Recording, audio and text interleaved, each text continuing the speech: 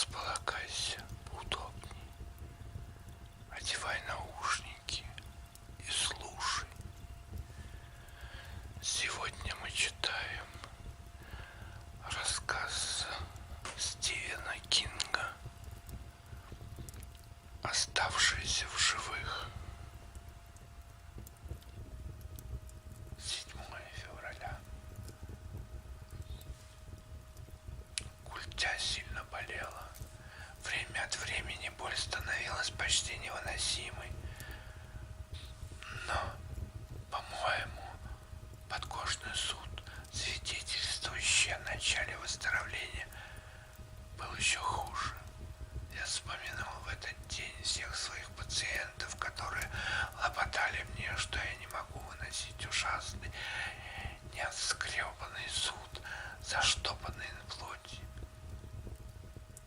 А я улыбался и говорил им, что завтра им будет лучше, думая про себя, какими же хныкалками, слизняками, неблагодарными маменькими сынками они оказались.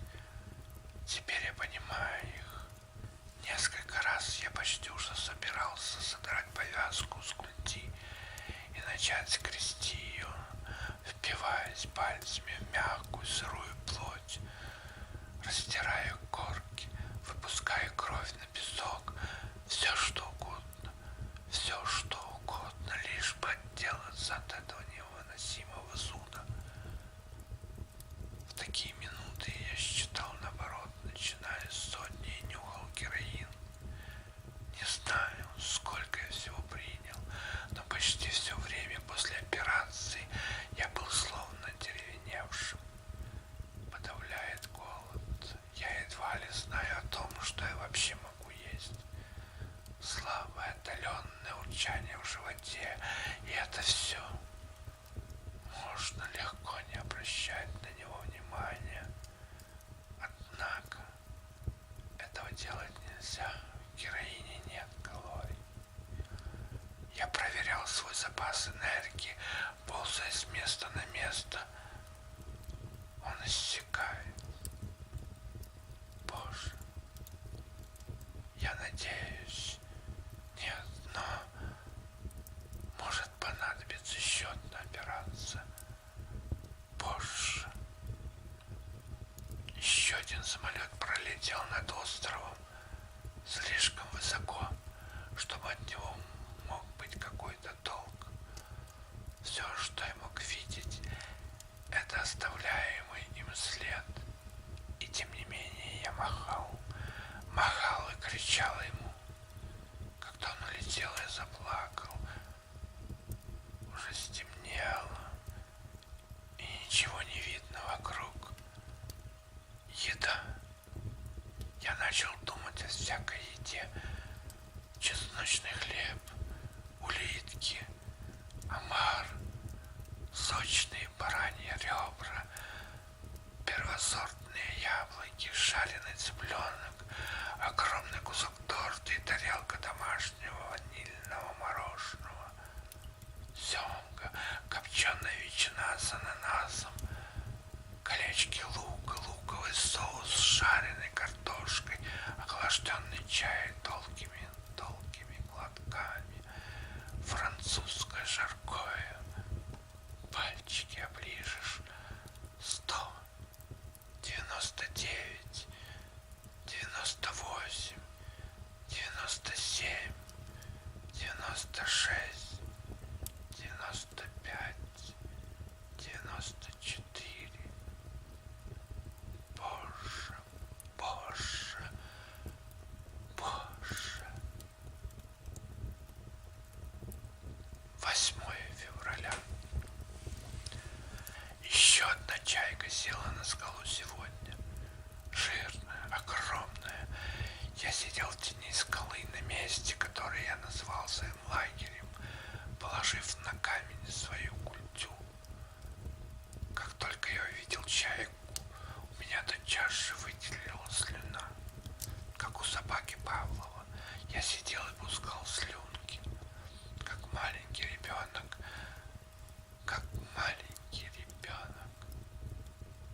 Я подобрал достаточно большой и удобно легший в руку кусок скалы и начал ползти к ней.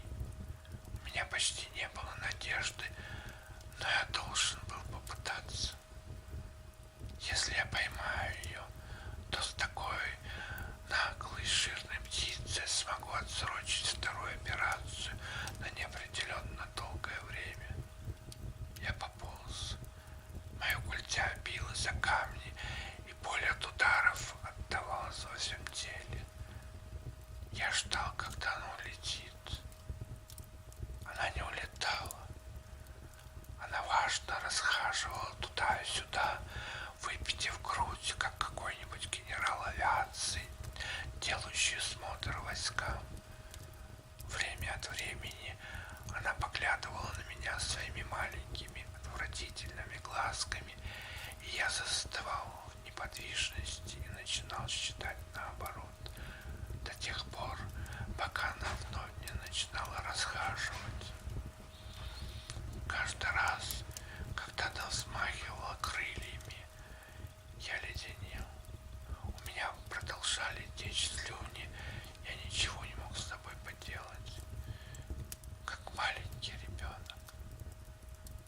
Не знаю, как долго я подкрадывался к ней, час-два, и чем ближе я подкрадывался, тем сильнее билось мое сердце, и тем сообразительнее выглядела чайка. Мне даже показалось, что она дразнит меня, и когда я приближусь к ней на расстояние броска, она улетит. Руки и ноги начали дрожать, во рту пересохло, культя адски болела. Мне показалось, что у меня начались ломки. Но так быстро, ведь я принимал героин меньше недели. Не имеет значения. Я нуждаюсь в нем, и там еще много осталось, много. Если мне надо будет позднее пройти курс лечения, когда я вернусь в штат, я выберу лучшую клинику в Калифорнии и сделаю это с улыбкой. Так что сейчас это не проблема. Не так ли? Когда я приблизился на расстояние броска, я не стал швырять камень. У меня появилась болезненная уверенность в том, что я промахнусь. Надо было подобраться поближе. Я продолжал ползти с камнем в руках, запрокинув голову, и пот стекал ручьями с моего изнуренного тела. Зубы у меня начали гнить. Говорил ли я вам об этом? Если бы я был суеверным человеком, я бы решил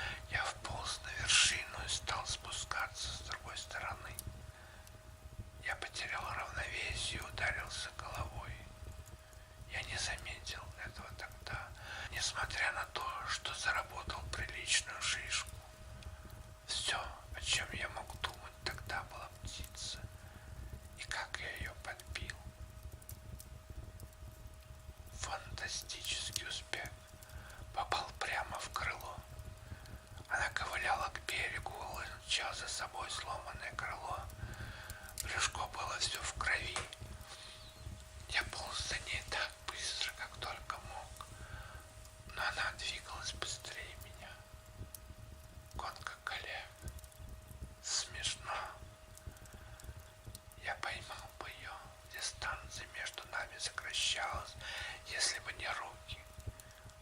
Они могут мне снова понадобиться.